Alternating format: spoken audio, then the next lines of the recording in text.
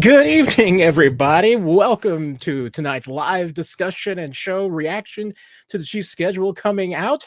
Um, you all may have already seen the official schedule.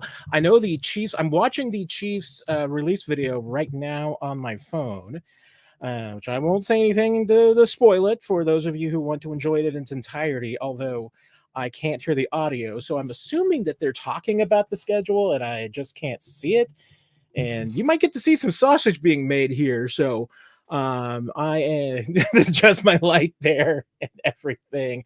We're gonna have fun for an hour here. We'll talk about the schedule in its entirety as we get it out here. You might be able to be watching me post a story over at Chiefs Digest. I'm going to be trying to do that. And in any minute now, my good friend Herbie Teope from over with KC Sports Network is going to join us for a few minutes. We're going to talk about the schedule. He will, I am absolutely certain, share his screed with about how the schedule release is the biggest non-event on the NFL calendar. But we'll make sure to get a couple of questions in to ask him about what he thinks of the schedule. Clicking, let's see. Tell you what, because I was working on my story based on what I believe that the schedule is. There's always some quirks and maybe some curveballs that we're going to get shown, but I'm going to try and get the schedule up here and go through it real quick.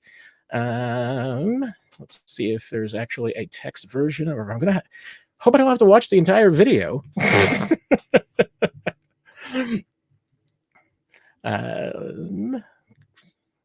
We're gonna hope that because usually by this point the NFL has put it out their schedule. Let's see if this link works. All right, so we're gonna run through it real quick here, and we also know the opponents for the preseason. The Chiefs will be playing at the Arizona Cardinals, at the Seattle Seahawks in the first two games. No scheduled time or date for those set, but Chiefs will be playing at Arizona and at Seattle. Friday, August 22nd, the only home game on the preseason schedule will be the Chicago Bears at 7:20 p.m. All three of those games are going to be on our friendly station over at KSHB. And as I'm starting, if Herbie's ready, I'll go ahead and bring him on in. I see he has joined us in the green room. So without further ado, I'll go ahead and introduce my good friend Herbie Teope. Herbie, how are you doing? I don't know if I can hear you. Can you hear me? I can't hear you. So I don't know if your microphone is selected yet.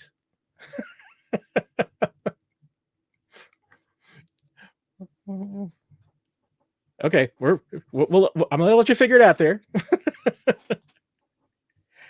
I'll just continue going through the schedule until I hear you. I mean, it could be my fault. I mean, I'm not ruling it out here. Oh, I'm hearing something now. Are you there? Can you hear me?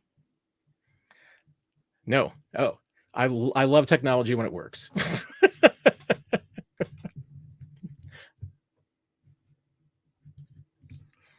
Going great so far.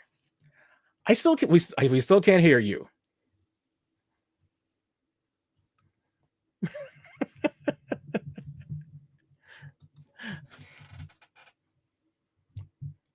I'm going to pop you off real quick and pop you back on and see if that takes care of it.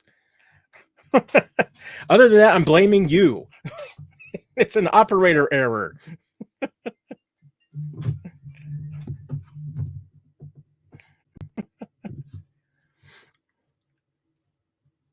Okay.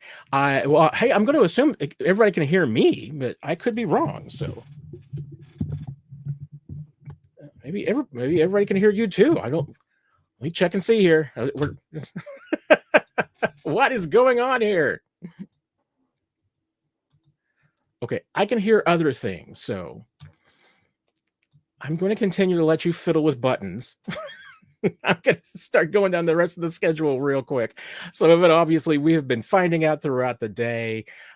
Week 1, Los Angeles Chargers in Brazil. Week 2, Philadelphia Eagles 325 at home. Week 3, New York Giants, Sunday Night Football on NBC. What are we up to? Week 4, Baltimore Ravens 325. That's going to be another nationally televised game. That one on CBS. Week 5, the Jacksonville Jaguars at night, so it won't be 105 degrees. Herbie still can't hear him. and Aaron says he can hear me, so I don't. Okay, Herbie, I'm gonna walk you through it now. You see your little let's see. Do you have your 3 little dots in the corner of your screen? Can you see the mic settings? Edit mic settings. And then let's see, actually, it might not be that one. It should be where is it for you? Okay, if you go under settings, do you see a settings? Okay, then you click audio. You see that? Okay, and then there should be a drop down for the microphone, and you may have more than one option.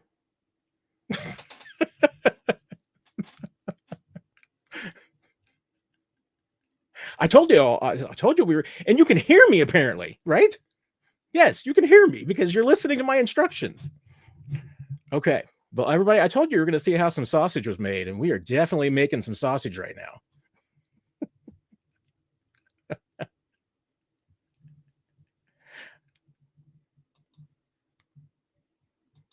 Let's see, I've tried muting you and unmuting you.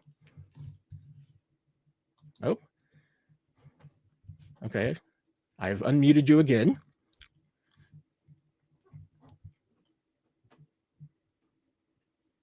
I say something.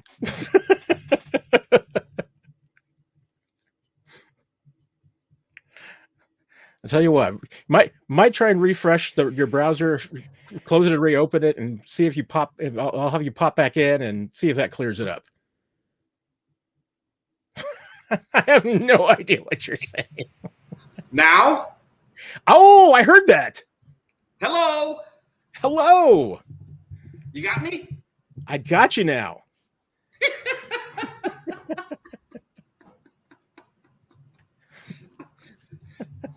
Your viewers are probably like, what a tool, man. He couldn't even figure out how to turn on his mic. My mic was on. You've been out of the game for a while. I mean, you're still recovering here. See, so I understand it. This is probably your first live stream in a while, so I get it. What's going on, Mr. Matthew Shane Derrick?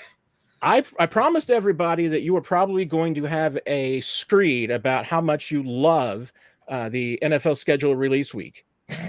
So we do rants here, Herbie. So I'm going to allow you a period of time to rant. Okay, you want me to rant now? Rant to your heart's content. This is like the annual NFL's version of a big nothing burger. It's an announcement to the announcement to the announcement to the announcement. And by the way, here's the official announcement. Here's the schedule. For crying out loud, just release it. You and I are old enough to remember when the schedule release came out in an email. Why can't they do that anymore? It's like, this is crazy. Yeah, I was even hearing an interview earlier with Mike North, president of broadcasting for the NFL, and he was talking about the fact that wasn't that long ago that it was middle of April, right before the draft, and as soon as the schedule was done, they just put out the schedule. Yeah, and as you pointed out to me, earlier this afternoon, what about those good old days? You just picked up a newspaper, and lo and behold, there it was. No grand theatrics. Here's the schedule. That is just how old we both are, Herbie. So, and I'm just happy we haven't reached the point yet, which I fully expected it will, that the NFL will start bidding out this event. They will go from NFL city to NFL city. We'll have 100,000 people show up, and there'll be a Katy Perry concert or something. Yes. And Paul Rudd will come out and say, "Hey, in week 7, the Chiefs are playing the Raiders," and. Why not? Why don't we I got a better idea. Just stretch it out over 32 weeks. You visit all 32 teams, and they get to announce their schedule for 32 straight days. Why not just do that? And we can still have the Katy Perry concert in there because I'll be there. I like your ideas. I will definitely subscribe to your newsletter. All right. Well, I'm assuming you now have had a chance to look at the schedule. Yeah, this is brutal. I mean, the opponents are brutal, but they only have 2 back-to-back games on the road, and they got a bye week sandwiched in between them. That's nice. The primetime games in the irregular schedule, not great. They do have 3 noon games on a Sunday, which I did not expect. That's actually incredible. Yeah, that's incredible. What makes it brutal for you? Normally, you and I both know at the start of the season, the defense is usually ahead of the offense. Okay, so I think like when you look at the schedule to start off, the Chargers on the road in Brazil. Now, this is a game that I think Mahomes is going to be shining anyways because he owns the Chargers. It's 7 straight wins against the Chargers. The Eagles in week 2 is what kind of like I raised my eyebrows on that simply because you got the Chiefs' new look offensive line, or at least the left side of it, against the Eagles' pass rush. So that concerns me a little there. Then when you go down, okay, you go past the Ravens, because that's also going to be a tough game. The Jaguars, they catch a break. But my goodness, the Lions, the Commanders, and the Bills, 3 out of 4 weeks there. The Lions, this ain't if Perez Taylor, may he rest in peace. It's just a shame he didn't get to see his beloved Lions become the team that they are now. But that's not going to be an easy game. And then the Commanders are up and coming, and then obviously the Bills. That's going to be a tough game before the Week 10 bye. So if the Chiefs want to define what kind of team they are, they're going to have an early chance to do it before they hit that Week 10 bye. Yeah. I mean, looking at the difficulty of the matchup, I mean, clearly, yes. I mean, the Chiefs have owned the Chargers. You're right about that with Mahomes. Eagles will definitely be tough. Ravens is tough. I mean, hey, if the Chiefs were 2-2 after week 4, it wouldn't be the worst thing in the world. I mean, I could certainly see that being a 3-1 stretch as well. Maybe it should be a 3-1 stretch. The Giants are a team that even on the road, the Chiefs should beat. But yeah, the schedule makers are probably going to be kicking themselves for putting the Giants on prime time in week 3. Yeah, I mean, other than it's the Chiefs and the New York market, I really don't get that one. But you're right, because that could end up being an ugly game. So I don't know. I mean, maybe they're just trying to get that in before the Giants get buried under second base or something.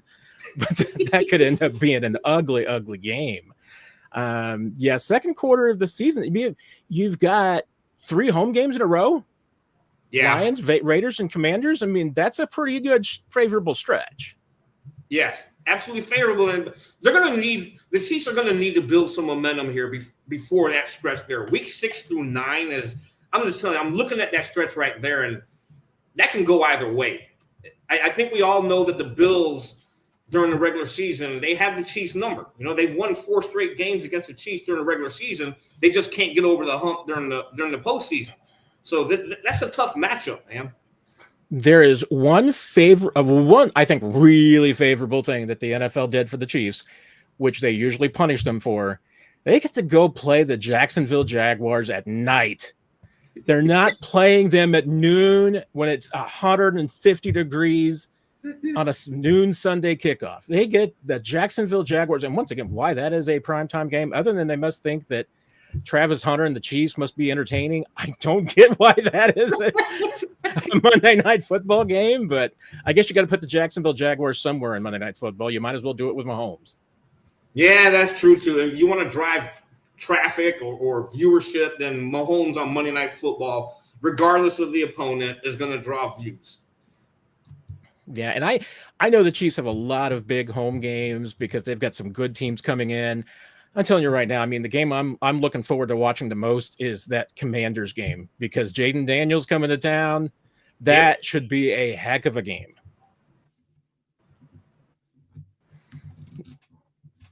So What do you think about in the second half of the season? They get that bye week. I love a November 9th bye. Anything in November or later for the bye week, I'm a fan of. I'm surprised that the Chiefs are playing it on both Thanksgiving and Christmas. Look, I don't understand that either. I think we're all surprised at this.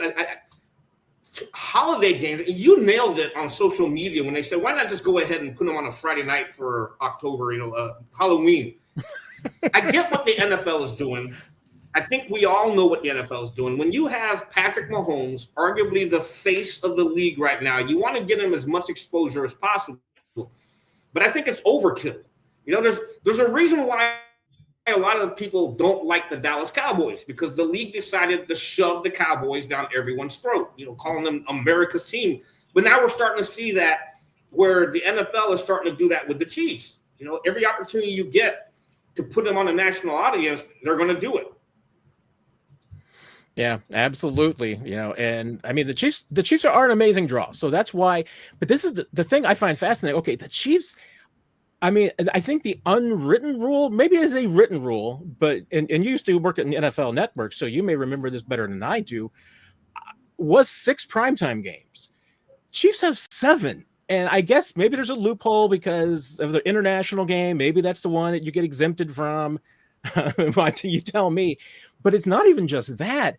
But I count 11 national broadcast windows when you include the 3:25 kickoffs and the Thanksgiving and all the night games. I mean, if you're a fan outside Kansas City and you are not a Chiefs fan, you are going to get a lot of Chiefs football this year. Yeah, you will watch the Chiefs whether you like it or not. You're going to watch the Chiefs. You are going to get some Chiefs. We have got some questions from our. I hope you don't mind. We get a couple of questions from our watchers and listeners here, Herbie. There's one question I saw that I think you'd be great for, because I know that through you being a beat writer as long as you have, and your work with different teams covering the Saints as well, and with NFL Network, Albert was asking, can you rank and discuss the away stadiums that you've been to and the best game experience? For the road games, which to you, Herbie, which are the best road games to go to? All right, the best road games. Are you talking from a fan or media point of view? Well, let's keep it a little bit more fanish, but I'm interested in the media side of it too. Well, if you've never, you know where I'm going to go with this. If you've never been to Vegas, you got to go to Vegas, right? That's whenever we traveled there, I used to always build in days before and after the games. I could spend a couple extra days there. I also like Dallas, okay? For NFL fans who've never experienced the Cowboys' home stadium, AT&T Stadium, you got to do it just because it's Jerry Jones's monstrosity. 100%. You're going to get tired of that humongous TV screen hanging from the ceiling, but when you look at what he's built there, that's a great stadium. I think it's a phenomenal stadium. Even if you have a standing room only ticket, it's not a bad stadium. That is true. And look, I got to give a shout out to SoFi Stadium in LA, home for the Rams and the Chargers. I think where they're located, it's close enough to the airport. It's close enough to downtown, where if you're a visiting fan, you have plenty to do. There's a lot to do in LA. But there's no SoFi this year. Oh, that's right. Yeah, I mean, the Sao Paulo was stealing that SoFi trip from us. Okay, never mind then.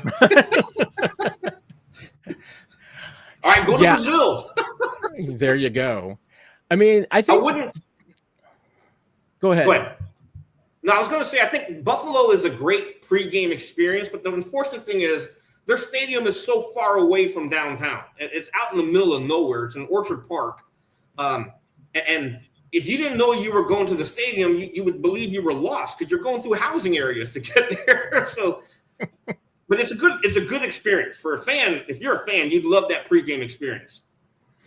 Yeah, and that's probably maybe a little bit the same way how I feel about Nashville and Tennessee. The stadium isn't anymore anything to brag about. They've done such. I mean, it's still a relatively new stadium. They just haven't taken very good care of it. But Nashville's a great town to go to.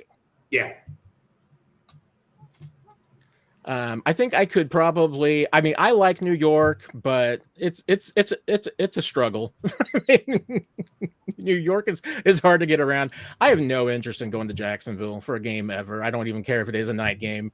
Jacksonville's just too hot and muggy. Yeah. If people are going to fly to New York, the trick is do not fly into any of the New York City airports. You want to fly into the Newark Airport in New Jersey. And there's plenty of hotels there. And the stadium is not too far away from the Newark Airport. You can't fly into Newark these days with all the problems that they've got. So now we're really struggling to get to New York. You might have to fly to Providence and take the train in. You talked about Vegas. That one's going to be interesting because it's going to be January 3rd or 4th. You could go in early for New Year's in Vegas. Have yourself a real party. And get away from the cold of Kansas City in January. Either way, is there anything on the schedule that you are actually looking forward to? I'm asking the most jaded beat writer that I know. Week 18, no, I'm kidding. I'm going to tell you what. I like the Week 11 matchup against the Denver Broncos. You get to bring in Sean Payton and his merry crew. But here's the funny thing. Andy Reid and Sean Payton are known for being offensive gurus. But when you look at the games last year, it was a defensive slugfest. And this is pure football bliss. When you look at Patrick Surtain, the reigning defensive player of the year, against this offense. And so that's the game I'm looking forward to. Yeah, I think you're right. I mean, that should be a lot of fun. I threw out the Commanders as probably the home game that I'm looking forward to the most, just because we get to watch Jaden Daniels. But I'm also very glad that the Super Bowl rematch with the Eagles is in week 2, because we saw this a couple of times with the Chiefs and the 49ers having their Super Bowl rematch in week 7. And there's just too much of a chance of injuries decimating one of these teams, and just meaning that it just doesn't have the same meaning. I think if the week 2, and it goes back to what I was saying earlier, we don't know exactly who's going to be starting at left tackle. We don't know who's going to be starting at left guard at this point of the offseason. Granted, we'll have a better picture once training camp begins. But to throw out those two guys, whoever it is it's a test by fire. You're up against the Eagles. It's week 2. Go at it.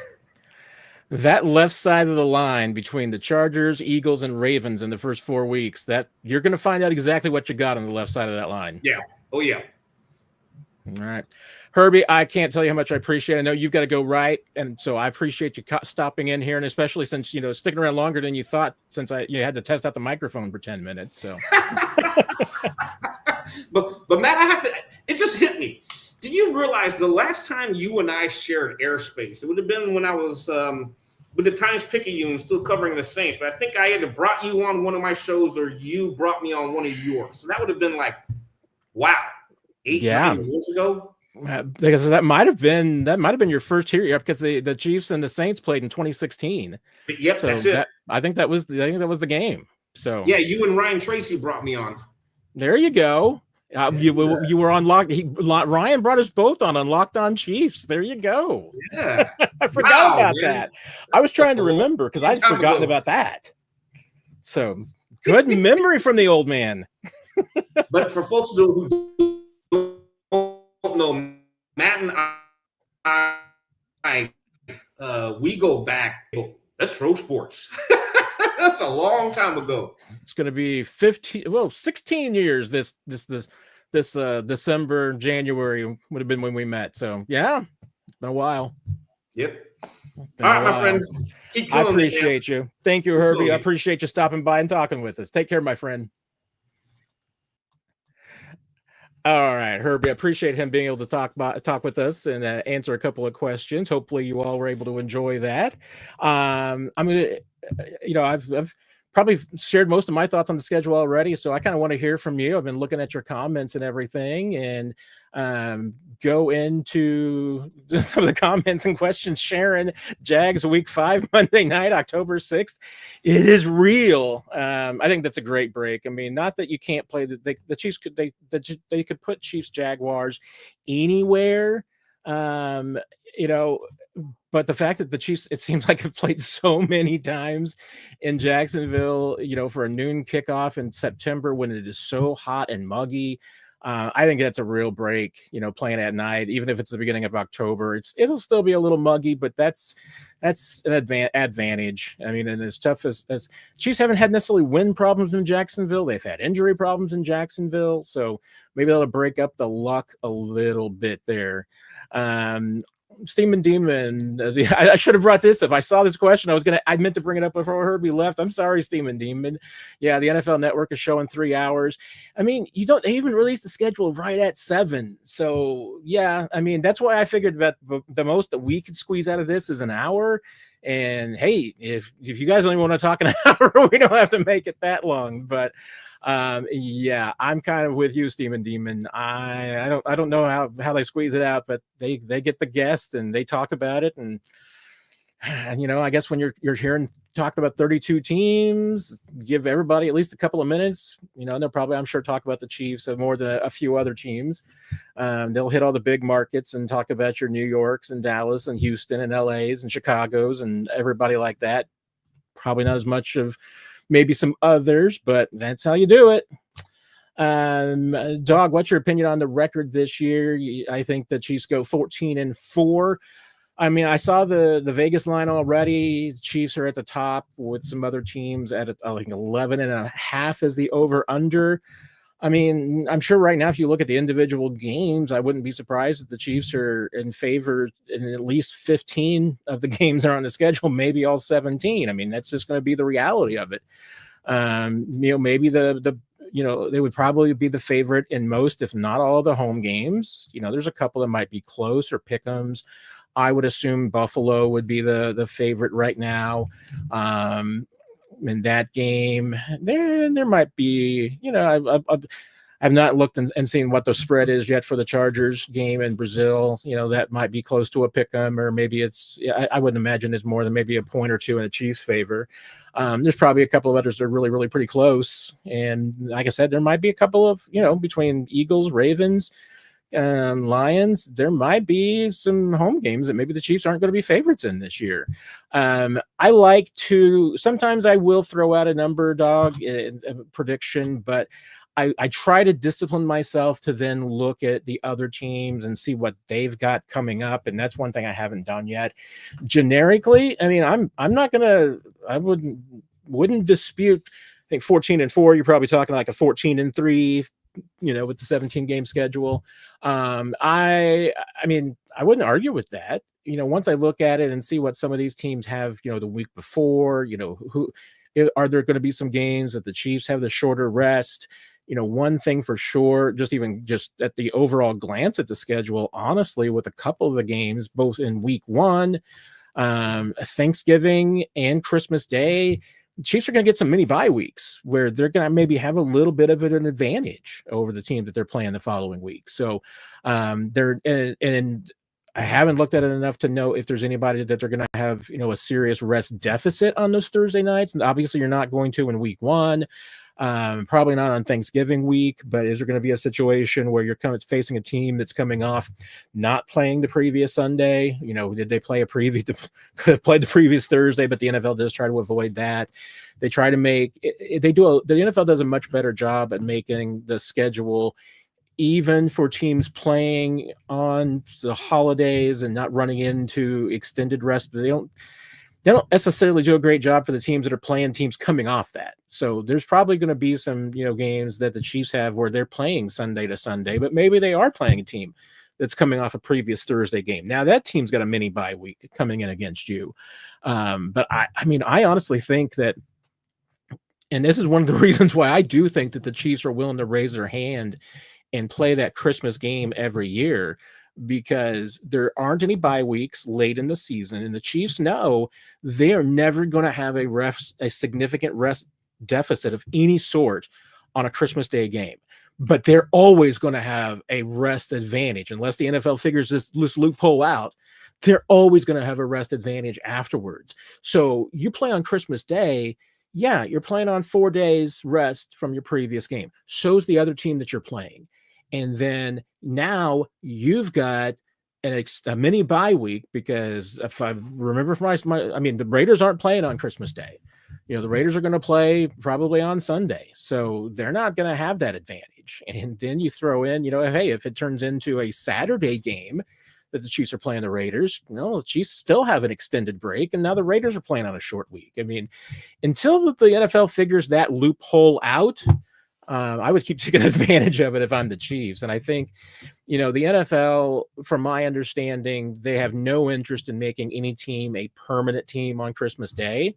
But as long as the Chiefs are an interesting draw, I think they're going to put the Chiefs on Christmas as long as the Chiefs want to play on Christmas. So that's how I kind of think that's going to shake out. Hey, Seuss, how much does a Chiefs primetime game make the NFL?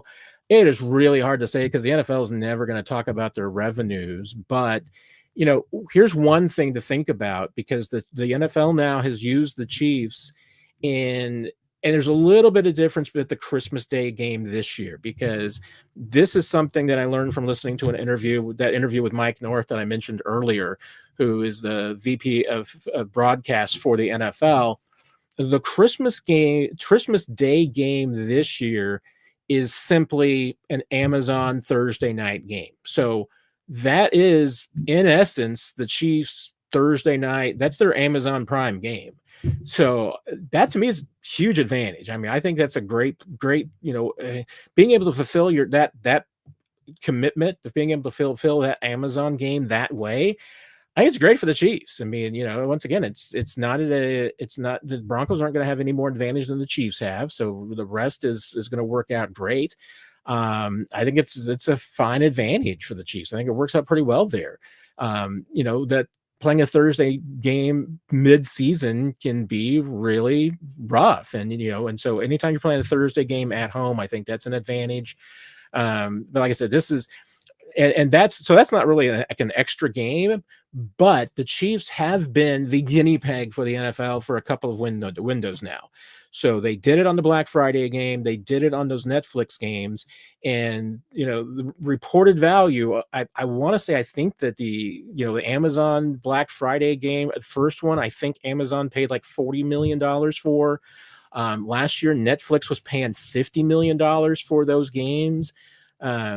So, I mean, that's pretty much now the going rate. And I'm understanding, I haven't seen any solid reporting, but there's some indications that I think that YouTube would maybe paying upwards of $100 million for that game in Brazil. That's now the going rate, honestly, for a standalone NFL game. The rate's kind of now between $50 to $100 million. And if you can get a team like the Chiefs to play in that first window and get the ratings, that just makes it even more valuable the next time. So, the NFL is able to charge, now that they're creating more and more of these new windows and these more games, and they're trying to bring in more, streaming partners. Yeah, they're charging a higher value because their first games are a success. Well, the Black Friday, the Christmas Day, the Chiefs were the guinea pig. They put them in both those windows. And now, for this YouTube game in Brazil, the Chiefs are the guinea pig again. It's going to be the first YouTube exclusive game that's broadcast internationally for free. So we'll see what kind of numbers that they get out of it. But the Chiefs are that team. So how much is the NFL making? You can start with that number right there, that when the Chiefs, for primetime games, I don't know, you can really make that apples to apples comparison. You could certainly just take a look at the total package, because, if you're buying a primetime package, if you're Monday night, if you're ABC for Monday Night Football, NBC Sunday Night Football, you're not just paying for the Chiefs. You expect to get the Chiefs, and that's something that clearly this schedule lays out, because the NFL went above and beyond to make sure that they got the Chiefs in as many primetime windows for their partners as they could. And getting Fox their games. So hard to probably put a dollar amount on it, but I think you can see a little bit from even those numbers, Jesus, just what the Chiefs have meant to the NFL as far as getting more money out of the packages they are selling. So, Nikki, I'm stunned at the 4 noon games. It's great, don't get me wrong, because I love noon football as much as anybody. probably it's great. I mean, being able to wake up at a reasonable hour and, even still, and being able to go to bed at a reasonable hour, I love that. So I've got no problem with the 4 noon games. I'm a little surprised by it. In case just to break it down, October 19th home game against the Raiders will be at noon. November 23rd against the Colts at home will be a noon game. Fully expected that. Real nice advantage, the Los Angeles Chargers, the December 14th, that will be a noon game. Honestly, I mean, I think you got to, anytime that you're getting a West Coast team playing at noon, I think that's an advantage because they're just not used to 10 a.m. games. And especially in Kansas City, oftentimes those still get the 3 o'clock game, so it doesn't hurt the visiting team as much and the West Coast team. So I'm kind of surprised that Chargers game is at noon. And then you've got back-to-back noon games. Sunday, December 21st, Chiefs at Tennessee in Nashville for a noon game, and then 4 days later the Broncos. And honestly, playing in Nashville 4 days before the Christmas Day game, I think that's a favorable series here. I have a hard time, and I'll bring up I think Des had the comment, bring it up. The back end rest for KC works out in a good way. I think it does. I mean, you look at after the bye week, and you go to Denver after the bye week. That's okay. You're at home then immediately after the bye week. The Chiefs, they don't have, those are the only, that stretch right there on November 2nd. I guess it's week 9. The schedule I have in front of me doesn't have the weeks on it, but it has the dates. So I'm going with the dates. November 2nd at Buffalo, and then November 16th, 2 weeks later at Denver. Those are the only back-to-back road games the Chiefs play, and they've got 14 days in between them. So that works out great. You go to Denver, you've got a home game immediately thereafter. The home game precedes going to Dallas for Thanksgiving. That's as good as you can get for a Thanksgiving Day game. Then you've got 10 days, a little mini bye week until you host the Houston Texans. You got a back-to-back home game situation, which the Chiefs play back-to-back home games. I think we got two stretches. You got the 3-game stretch in October, and you got this 2-game stretch in December, which I think is also advantageous. Chiefs have 5 home games after December 1st, or 5 games after December 1st. 3 of those are at home. So yeah, you play the Chargers. You then play at Tennessee, which is an easy trip. I mean, there's nothing bad about going to Nashville, and it's an easy trip back. Then yes, you've got that short turnaround for the Broncos, but once again, I mean, you're playing the Titans at noon in Nashville. Chiefs, I mean, they might be home by 7 o'clock. I mean, and they will definitely be getting to bed at a normal hour. So there's nothing bad about that. And then you got the mini bye week before the season finale at Vegas. So yeah, I do. I mean, the back end of the schedule, and even looking at the opponents, I mean, who are your toughest games? The Broncos, Houston Texans, the Chargers. Play the Broncos a second time. The Cowboys, I mean, I don't know how tough the Cowboys are going to be this year. I mean, I don't think anybody really knows what the Cowboys are going to be this year. But the back end of the schedule, I think you're right, Des. I think it really sets up pretty well for the Chiefs, not only in just as far as the matchups go, but the rest goes. I do think that works out pretty well. And Kenneth, glad that you got a late bye. Yeah, I mean, absolutely. Anything in November is great. I mean, I can tell you that, I mean, the best bye week to have is Thanksgiving. Everybody loves that bye week, and that's usually close to the end. If Thanksgiving's not the last bye week, then usually it's the week after, so maybe that first week in December. But that's the best bye week, especially if you get to be home for Thanksgiving. That's great. This one will be a little tough and everything, but and I really do think it's weird that 3 of the teams that play on Thanksgiving Thursday also play on Thursday on Christmas Day, because the Chiefs, the Cowboys, and the Lions are all playing on both of those holidays. And I don't know how much it's a coincidence versus just, I mean, it's got to be a coincidence. and some of it certainly is that, these are three teams that are going to be a draw this year, because Dallas is always a draw. The Chiefs right now are always a draw. The Lions are becoming a draw. So maybe that's just the way it worked out. But I thought that was a little unusual. And yeah, Justin, I mean, you're right. I mean, week 6 is a terrible bye. Week 4, anything in the single digits is a bad bye. So week 10 is a pretty good one. I mean, I would take something later than that. And the Chiefs had a pretty good stretch there where they had some later buys, but that one, yeah, it's this week 10. You'll take that. Yes, Mitch. I saw I saw and heard about Kelsey's comments on the New Heights about not being super excited to play in Brazil, and he's not alone. I mean, there's going to be some players who aren't real excited about that. I mean, it's you're right. It is winter, so it's not going to be that bad. I think really, the two biggest complaints I heard last year about that game was that it wasn't the heat so much as it was a little bit of the humidity, and the humidity made that turf even slicker than it was normally. So you did see a lot of players falling down in that game. I would expect that the NFL, they do go back to school on these things. So they will, I think, take a look at that and hopefully improve that, get a little bit more traction for this game. The teams and the players are going to be going into it with different expectations. So you're going to be prepared with every different cleat that you can to maybe be wearing the right cleats to start off with. So you got to think that there'll be a little bit more education and understanding of it. The NFL is going to try and make that turf a little bit better this time around. Hey, the humidity and moisture, maybe there's only so much that you can do.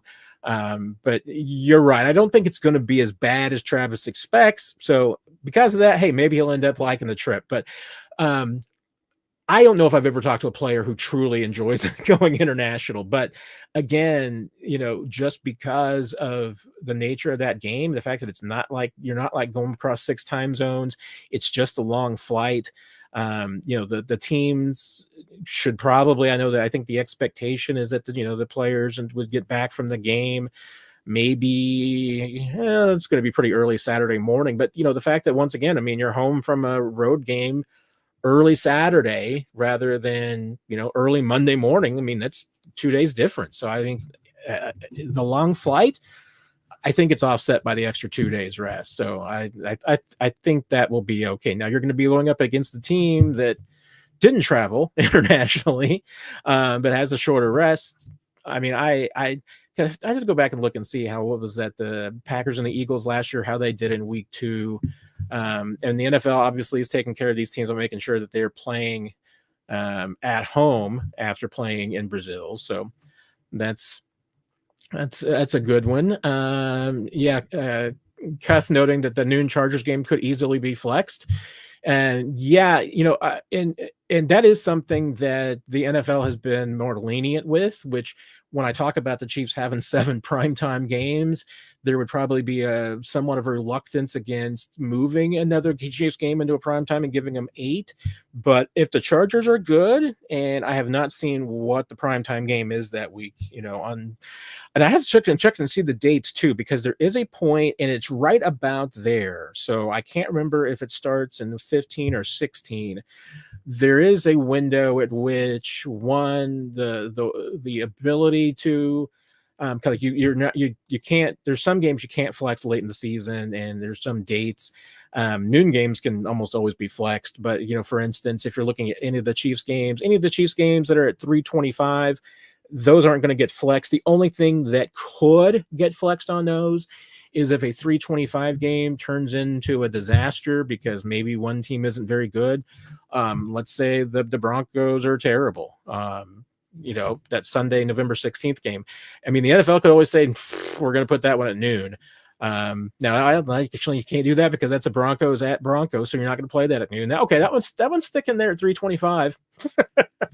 I'm looking for, you're right. I mean, there's some option. That Chargers game moving to noon. I don't think that the Colts or Tennessee games are going to be attractive enough to flex the prime time. The question would be, are there going to be any games in the flex window that could one team falls apart and now all of a sudden you don't want the team to be playing? I mean, let's face it. I mean, if the Houston Texans for some reason come out and are underwater, they're 3-9 or something. Maybe that game gets flexed at a prime time. You never know. But Chiefs look like they're probably in a pretty good situation where, not a lot of games that could or would be flexed, but that Chargers game, you might put a pin in it. That would be the one. I would think you're right, that in the back end of the schedule, that if the window hasn't closed yet, that could be flexed if those teams are good and the primetime games that week are not as good. Mark, those two, road trips, that one road trip back to back, separated by that's great. Oh yeah, Dockster, thank you. You remember the old little like button, so I appreciate that. Alex, is week 2 against the Eagles a good opportunity for the Chiefs to see what works? Because I have a feeling it's going to be a rematch in this year's Super Bowl. I mean, I would fully expect that these two teams, barring injuries, are going to be two of the best teams again. So if you want to predict the Chiefs-Eagles Super Bowl, I'd buy it. And, and this is, you're right that this is a good opportunity to maybe learn some things. Now, question is, are you going to learn everything?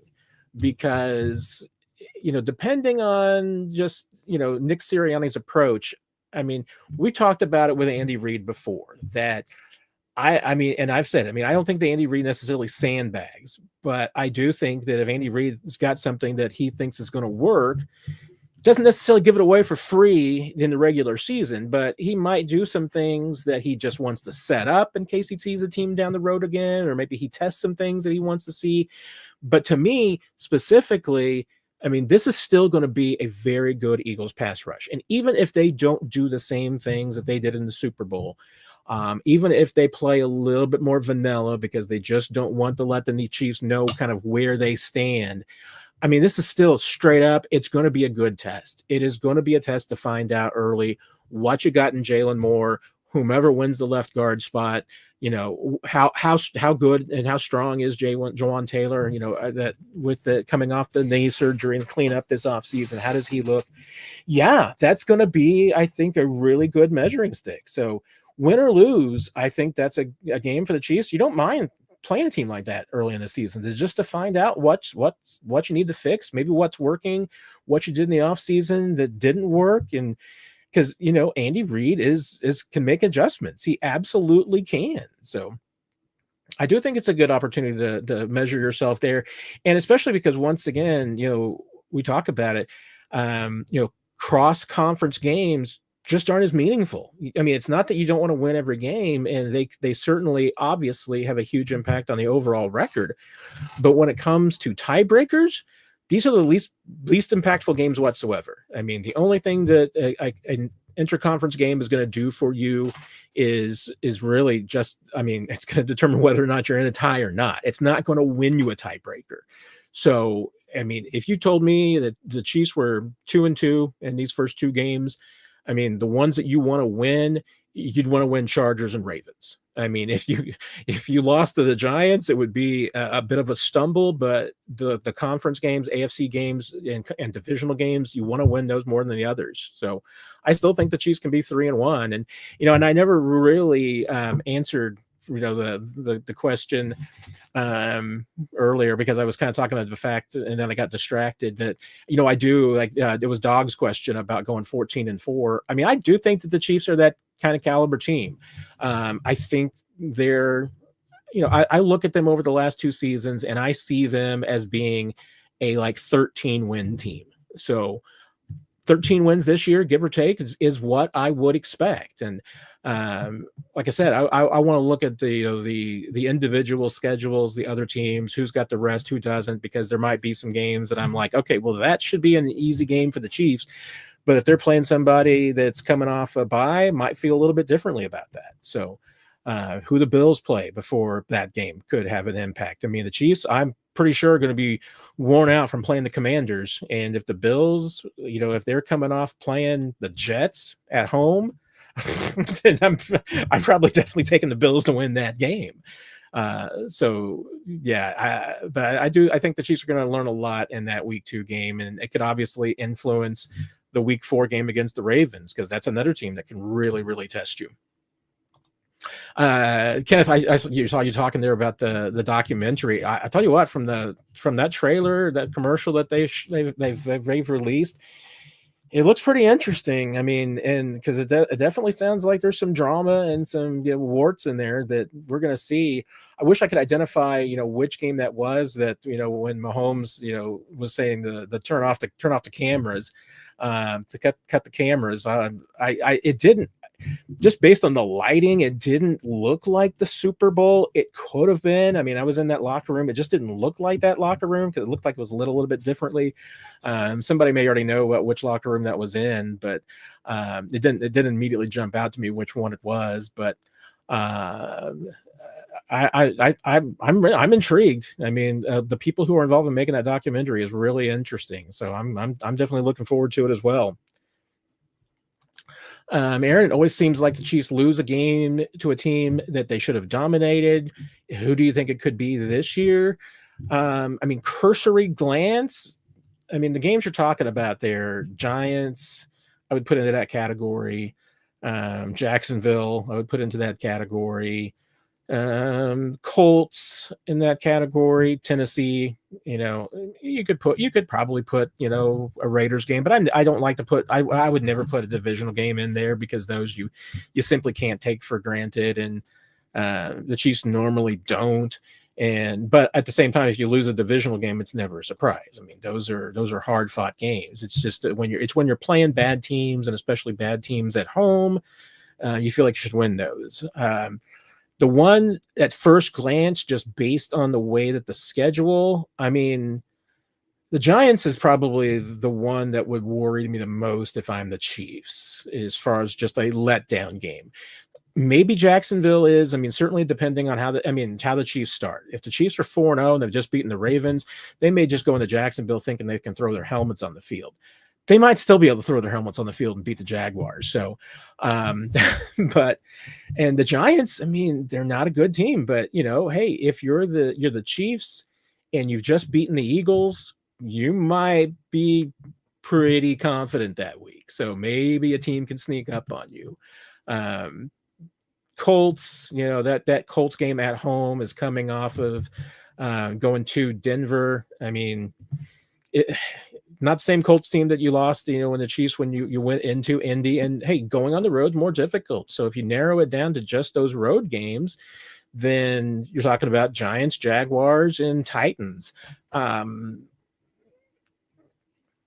Titans game, I mean, yeah, is it a trap game? Looking forward to the Broncos? Not sure about that. Giants, it really could be a trap game. I mean, regardless of what happens to the Eagles, you got the Ravens the following week. So if you're 2-0 after beating the Eagles, you might overlook the Giants. If the Eagles even beat you, maybe you're going to be upset that you lost to the Eagles, and then you're worried about the Ravens coming in, and you take your eye off the ball a little bit. Wouldn't surprise me a bit. I mean, of these, I mean, I do think that the biggest trap type game is probably the Giants game. But again, I like the Chiefs in prime time against a bad opponent, even on the road. I mean, the more and more you look at it, just as a game that you would expect the Chiefs to win comfortably. I mean, looking at all and mentioned just identifying all the factors that I've talked about, I mean, you'd probably say the Tennessee game, but I still think the Chiefs are going to be locked in at that point. I mean, at Jacksonville's a primetime game. I mean, Chiefs are usually up for those, and they just seem to have pretty good success at Jacksonville. I mean, I'll be honest, Aaron, I'm kind of having a hard time deciding, which one. I mean, those are the games I would look at. I mean, if it's going to be a game that the Chiefs lose, it's that you weren't expecting to, it's one of those four. I mean, it could be they lose more than one of those four. Maybe they just take their eye off the ball a couple of times. But yeah, I think even though it's a primetime game, I'm going to settle on that Giants one just because that has a lot of things going for it. It's an opponent that I think you might overlook. It's a team that don't quite know where they're going to be or what they're going to be doing at that point. It's sandwiched between the Eagles and the Ravens. I mean, those are two of your toughest games on the schedule. It's right after, obviously the back-to-back of going to Brazil and the Eagles. So those first two games are going to be kind of a little emotional, a little bit of a whirlwind. And, Yeah, I'm final answer, Aaron. I'm going to settle on that Giants game. That's the one that I think would worry me the most. Micah, you live in Denver. Before Manning signed, they played 2 to 4 home games at noon, 11 a.m. Denver time. Denver Bronco players prefer the 11 a.m. kickoff. That's and I mean, that does make a little bit more sense. I mean, I think it's definitely that extra hour is definitely more challenging for the true West Coast teams like the Chargers and the Raiders. I mean, you just don't normally. I mean, it's happened. I mean, it's not a new thing. I mean, we've seen both those teams play in Kansas City at noon, which are 10 a.m. kickoffs for them. I just still think it's and maybe the numbers wouldn't back it up. Maybe that's why the NFL does it. Maybe there's enough of the road teams winning those situations, but I just feel like it's, I think, oh no, and I just saw Casey Harold's comment. Oh no, I did say that, didn't I, Casey Harold? Jags, not a noon game. And yeah, I did make the pledge, so I guess I got to do it. And there's no better time than the present. I said it, so it's going to happen. I said that I would drink this ketchup packet and I'm so glad that that's what I said, because I was thinking about a lot of other things that I could have chosen. And, my good friend Cody Tapp a few years ago, I can't remember, was one of the Royals players. I feel like it was something involving Alcides Escobar. And he said that he would, if something happened, he would eat his hat. And so I think he ended up trying to get a nacho hat, but I'm not sure. That didn't work out for him. I just remember it not being a pleasant experience. So I tried to pick something that was food. And I also tried to pick something that was also just in my immediate vicinity, because that way I didn't have to be too creative. And I mean, I'm sure that there are going to be people who do think that drinking a ketchup packet is absolutely disgusting. So if you're one of those people and you're going to turn away, I completely understand. I need a swig of water first. Fortunately, I mean, I am like Patrick Mahomes. I do like the ketchup, so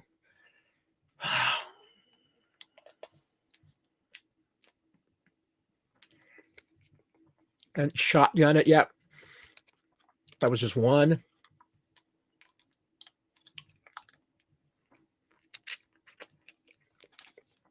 This might be one of the most disgusting things that some of you have seen, because I know watching anybody eat is not good.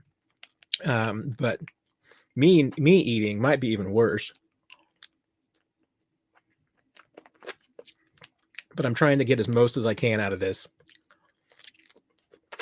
I'm trying to fulfill my promise. I'll leave it up to you all if you can. There's a little bit of a shine there, but there you can see a good choice. I mean, as much as I think I can squeeze out of this, I mean, I could certainly continue opening the pack and take the lid off and get the rest out. But there you go, Casey Harold. I appreciate you keeping me honest there. That was not a noon game, so I needed to pay up. I appreciate that. Dockster really happy with the schedule. Seems like the Chiefs have most of the power teams at home. Only power team on the road really is Buffalo. Yeah, no, I mean, that part of the equation, came out pretty well for the Chiefs. So, Alex, interesting fact: Mahomes has never beaten the Colts. That sounds right. There's always, and I think you're talking about regular season, because he did beat the Colts in the playoffs. So that might be the exception that proves the rule.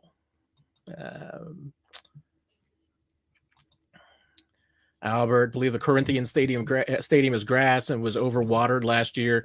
Wouldn't be the first time that the NFL or somebody made a mistake with the grass and the turf. So yes, hopefully it's going to be in better shape, so it won't be the slipping that we saw last year. And Alicia Marie, yes, Lou Anarumo always gives Mahomes some problems, and he's with the Colts now. So yeah, he's going to bring some blitzes. He's going to do some things that Mahomes hasn't seen, and Patrick's going to keep an eye on that. So you're right. That maybe that is a better trap game. I mean, the Colts have given the Chiefs some problems in the past and given Mahomes problems, and Lou is among the defensive coordinators that has played Patrick the best at times. Pano, what rookie do you see making the biggest impact this year? I don't think it's going to be Gelati. I still don't like Brett rolling the dice with the protection for Patrick.